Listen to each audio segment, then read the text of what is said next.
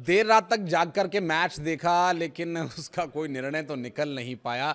लेकिन कुछ निर्णय ऐसे लिए जाने वाले हैं भारतीय टीम में जिसे आपको जान लेना बहुत ज़रूरी है। अगर आप भी भारतीय क्रिकेट और भारतीय क्रिकेट टीम के फैन हैं और क्रिकेट आपको पसंद है, तो ये वीडियो आपके लिए है। वैभव सूर्यवंशी का भारतीय टीम में पदार्पण का रास्ता हुआ साफ। बस इतना करना होगा बदलाव। इस सीरीज से तय होगा 2028 वर्ल्ड कप स्क्वाड। बिना नतीजे के खत्म हुए मैच ने भारतीय टीम को कई नतीजे लेने के लिए कर दिया मजबूर। कप्तान श्रेयस अय्यर के लिए लाइफ सेवर बना ये खिलाड़ी। कौन है ये खिलाड़ी, जानेंगे इस वीडियो में। अंत तक बने रहिएगा हमारे साथ। और पहले मैच से लेकर के इस पूरी सीरीज में होने वाले मैचेस में क्या कुछ घटने वाला है भारतीय टीम में, और भारतीय टीम के लिए ये सीरीज क्यों है महत्वपूर्ण, बात करेंगे इसी पर। नमस्कार, मैं हूं आशीष त्रिपाठी आपके साथ। भारत और इंग्लैंड के बीच पहला टी20 मैच बारिश की वजह से धुल गया।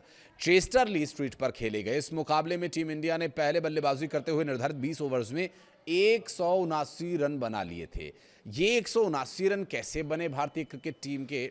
जिन लोगों ने मैच शुरू में देखा होगा, पहले दो बड़े झटके भारतीय क्रिकेट टीम को लगे, एक चेट्टा और एक ईशान किशन के रूप में। संजू सैमसन जो लगातार लो स्कोरिंग चल रहे हैं, आयरलैंड सीरीज में भी कोई बहुत अच्छा योगदान उनके बल्ले से आया नहीं। लेकिन संजू सैमसन ऐसे खिलाड़ी हैं जो समय के साथ ज़रूरत के हिसाब से, टीम की ज़रूरत के हिसाब से अपने आप को ढाल लेते हैं और फिर एक बड़े और महान खिलाड़ी की तरह जिम्मेदारी लेते हैं। लेकिन अभी उनका वही लो स्कोरिंग फेज चल रहा है जो हमने वर्ल्ड कप के दौरान देखा था, फिर अब आयरलैंड सीरीज़ में हमने देखा, और एक बार फिर से वो जूझते और थोड़ी स्ट्रगल करते हुए ज़रूर दिखाई दें। 7 गेंदें उन्होंने खेली, लेकिन वो सिर्फ 1 रन बना पाए। और टी20 क्रिकेट में ज़्यादा गेंदें, रन कम, ये चिंता का कारण तो ज़रूर रहता है। कई चर्चा इस तरह की शुरू हो गई है कि क्या चेट्टा का ये लगातार फेलियर वैभव सूर्यवंशी के लिए टीम में जगह बनने का कारण बन सकता है? तो इसमें कुछ एक बातें, कुछ एक एक्सपर्ट्स की राय और कुछ एक जो खबरें सामने आई उन्हें देख करके ये ज़रूर लगता है, क्योंकि संजू सैमसन बहुत विपरीत परिस्थितियों में टीम के लिए खड़े नज़र आए हैं। तो अभी फ़िलहाल वैभव सूर्यवंशी के लिए संजू सैमसन की जगह उन्हें खिलाना थोड़ा सा नाइंसाफ़ी भरा हो सकता है।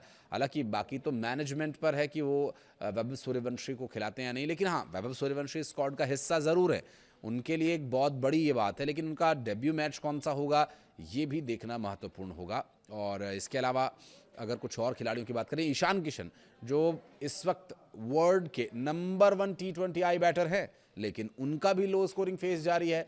अब इसे बदकिस्मती ही कहेंगे कि लगातार 2 मैचेस में 2 बार वे रन आउट हुए। आयरलैंड के साथ जो आखिरी मैच हुआ था उसमें भी इसी तरह से दुर्भाग्यपूर्ण तरीके से वो रन आउट हुए थे। और कई एक्सपर्ट्स तो ये भी कहते हैं कि अगर ईशान किशन को आउट करना है तो रन आउट के अलावा और उनके पास कोई ऑप्शन है नहीं। तो फिर क्या ईशान किशन अपने रनिंग बिटवीन द विकेट्स को लेकर के परेशान हैं, स्ट्रगल कर रहे हैं? क्या ईशान किशन की जगह वैभव सूर्यवंशी को खिलाया जा सकता है? तो एक्सपर्ट्स का जवाब भी इस पर नहीं है, क्योंकि ईशान किशन भी वो खिलाड़ी हैं जो वर्ल्ड की टी20 के नंबर 1 बैट्समैन है। अब ऐसे में नंबर 1 बैट्समैन को हटा करके एक डेब्यूटेंट को खिलाना, एक पदार्पण कर रहे खिलाड़ी को खिलाना भी कोई समझदारी भरा फैसला तो होगा नहीं ऑन पेपर। अभी ग्राउंड में भावनाओं के साथ तो निर्णय लिए नहीं जा सकते, क्योंकि एक 15 वर्षीय खिलाड़ी की ताबड़तोड़ बैटिंग और उसको अंतर्राष्ट्रीय स्तर पर खेलते देखना हर एक भारतीय के दिल में ज़रूर ये ख्वाहिश है। लेकिन ख्वाहिशें, ज़रूरतें, ये पूरी होना काफ़ी कुछ इस बात पर भी निर्भर करेगा कि ये सीरीज़ कैसी घटती है। भारतीय टीम मैच के शुरुआत में स्ट्रगल करती ज़रूर नज़र आई थी। एक ही ओवर में 2 विकेट्स भारत ने खो दिए थे। लेकिन अभिषेक शर्मा जो अपने चिर परिचित अंदाज में नजर आए कुछ बदलाव के साथ। अभिषेक शर्मा ने पहले ग्राउंड को परखा, उन्होंने 2 से 3 बॉल 4 बॉल खेल करके ये बॉल की गति, उसका उछाल, वो सब देखने के बाद जो आतिशबाजी की है।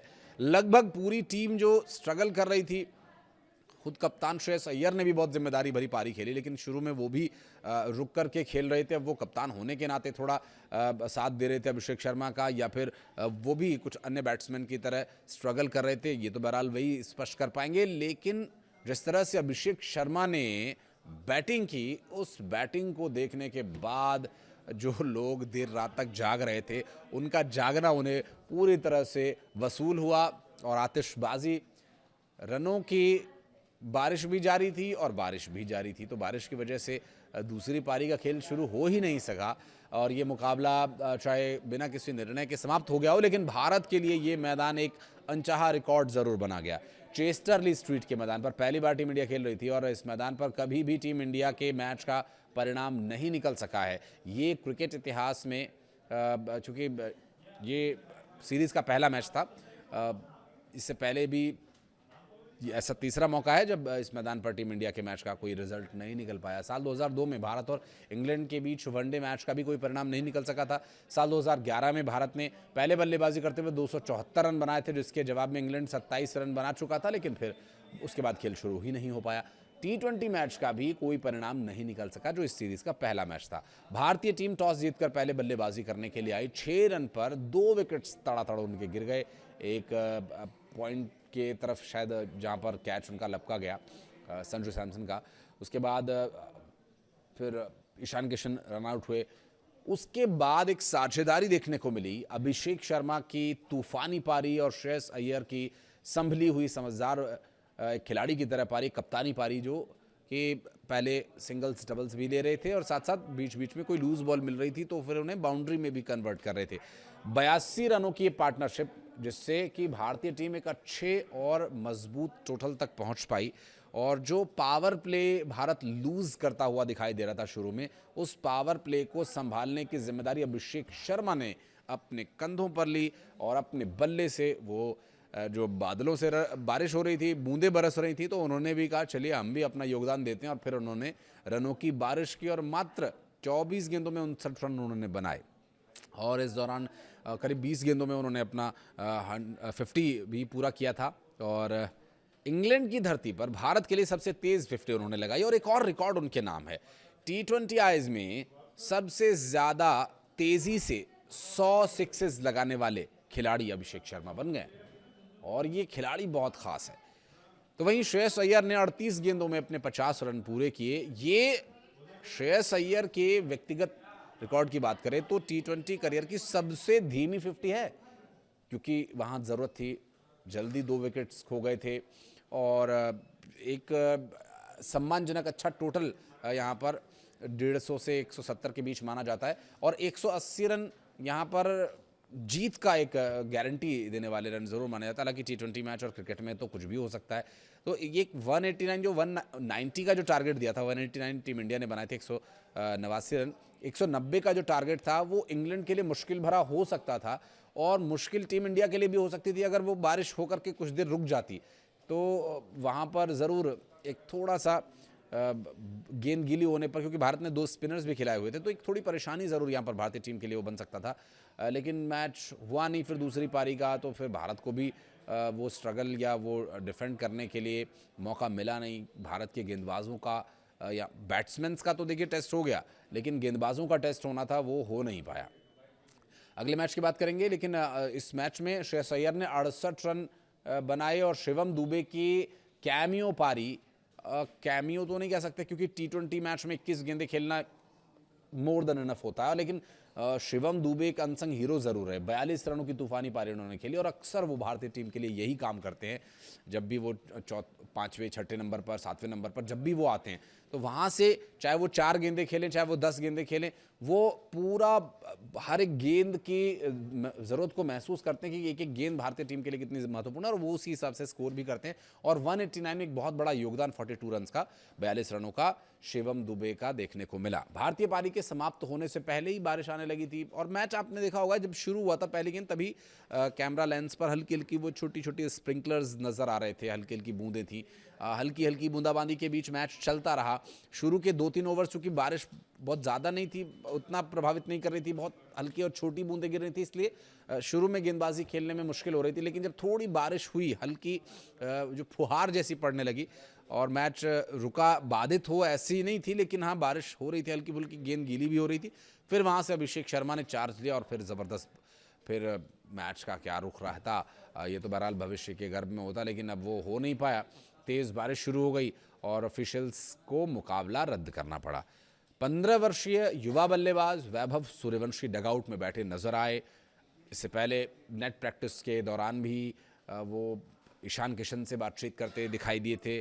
कैप्टन से, कोचेज से लगातार वो कन्वर्सेशंस करते ही रहते हैं और टीम का हिस्सा होना इतनी कम उम्र में, ये भी अपने आप में एक बहुत बड़ा विषय है। और अपने टैलेंट और अपने हार्डवर्क के दम पर वैभव सूर्यवंशी ने यहाँ तक का सफ़र तय किया है। बहुत कम उम्र से ही उन्होंने क्रिकेट को घोल कर पीना शुरू कर दिया था और ज़बरदस्त उनकी प्रैक्टिस और उनके बैट स्विंग और उनका जो एक बैटिंग के प्रति जो एटीट्यूड है वो न सिर्फ हालांकि सेलेक्टर्स क्या इस बारे में ऑब्वियसली सोचते ही होंगे कि वैभव सूर्यवंशी को एक बार ट्राई किया जाए कि किस तरह का उनका रिस्पॉन्स रहता है, लेकिन मीडिया में, सोशल मीडिया पर कई धड़े बन चुके हैं कि वैभव सूर्यवंशी को खिलाया जाना चाहिए कि नहीं खिलाया जाना चाहिए। इस तरह से चर्चा से क्या वैभव सूर्यवंशी पर कोई प्रेशर आ रहा है? वैभव सूर्यवंशी खिलाड़ी बहुत अलग है और एक महान खिलाड़ी वाले उनमें लगभग सारे गुण नज़र आते हैं। और जिस तरह से श्रीलंका के साथ हुए टीम ए वाले मैच में उनका रवैया देखने को मिला, जब खिलाड़ियों के साथ थोड़ी नोकझोंक उनकी हो गई थी, लेकिन उन्होंने बल्ले से जवाब दे करके ये बता दिया कि महान खिलाड़ी के अंदर जो गुण होने चाहिए वो गुण उनमें मौजूद है। बहरहाल हम भी ये उम्मीद करते हैं कि वैभव सूर्यवंशी को खेलते हुए हम देखें। एक जो फेवरेट खिलाड़ी वाला जो एक ना फैक्टर होता है वो कहीं ना कहीं अब वैभव सूर्यवंशी के साथ जुड़ने लगा। एक समय था कि सुनील गावस्कर वो खिलाड़ी थे, कपिल देव वो खिलाड़ी थे, उसके बाद वो समय थोड़ा आगे बढ़ा तो सचिन तेंदुलकर एक ऐसे खिलाड़ी जिन्होंने बहुत बड़े पैमाने पर लोगों को क्रिकेट खेलने के लिए उनमें एक इच्छा पैदा करी, उनमें एक दिलचस्पी क्रिकेट के प्रति जागी। और फिर वीरेंद्र सहवाग और विराट कोहली जैसे खिलाड़ी आए जो सचिन तेंदुलकर को देखकर आए। फिर वीरेंद्र सहवाग और विराट कोहली को देख करके बहुत सारे खिलाड़ी आए। विराट कोहली सूर्यवंशी के बहुत फेवरेट भी हैं। आईपीएल में हमने देखा था, दोनों की कन्वर्सेशन काफ़ी वायरल भी हुई थी। तो ये वो खिलाड़ी हैं। वैभव सूर्यवंशी भी अब एक ऐसे खिलाड़ी बन गए हैं जिन्हें देख करके कुछ बच्चे क्रिकेट खेलना शुरू करेंगे और हो सकता है कि आने वाले समय में वे भी स्पोर्ट का हिस्सा हों और अपने इंटरव्यूज़ के दौरान वो ये कहते सुने जाएं कि हमने तो वैभव सूर्यवंशी को देख करके क्रिकेट खेलना शुरू किया है। बहरहाल 2 टी20 मैचेस में अभी तक उन्हें जगह नहीं मिली है। संजू सैमसन, अभिषेक शर्मा, ईशान किशन, श्रेयस अय्यर, कप्तान तिलक वर्मा, हर्षित राणा, शिवम दुबे, अक्षर पटेल, रवि बिश्नोई, अर्शदीप सिंह, वरुण चक्रवर्ती, ये वो स्क्वाड है जो इस मैच के लिए, इस पूरी सीरीज़ के लिए इंग्लैंड पहुंची हुई है इस वक्त। और जो अगला मैच होगा, क्योंकि कुछ मैच 10 बजे से शुरू हो रहे हैं, कुछ मैच 7 बजे से शुरू हो रहे हैं, तो अगला मैच जो होगा वो शाम 7 बजे से शुरू होगा। तो ये मैच जैसे इंडिया में शाम 7 बजे से शुरू होता है, तो उसी हिसाब से आपको ये मैच पूरा देखना पड़ेगा और इसके लिए देखना का मौका मिलेगा और इसके लिए आपको अपनी नींद ख़राब करने की ज़रूरत नहीं पड़ेगी। फिर तीसरा मैच जो है वो फिर 10 बजे से शुरू होगा। तो ऐसे ऐसे इसके शेड्यूल के संबंध में फिर एक अलग से वीडियो भी बनाएंगे, बात करेंगे। हालांकि आपके पास वो जानकारी होगी, लगभग गूगल पर सारी ये जानकारी उपलब्ध हैं, तो इसलिए ज़्यादा इसे लंबा नहीं करते हैं। इस वीडियो को आज तक देखने के लिए बहुत बहुत धन्यवाद। वैभव सूर्यवंशी के बारे में अगर आप कुछ कहना चाहें, उन्हें इंग्लैंड के सामने आपके खेलते देखना चाहते हैं, और जिस तरह से आखिरी ओवर में सैम करन ने वो जो चालाकी भरी गेंदबाजी की है, तो क्या सैम करन की चालाकी को तोड़ने का जो सही हथियार भारतीय क्रिकेट टीम में खिलाड़ी के रूप में मौजूद है, क्या वो वैभव सूर्यवंशी हैं? बहरहाल ये तो भविष्य के घर में छिपा है।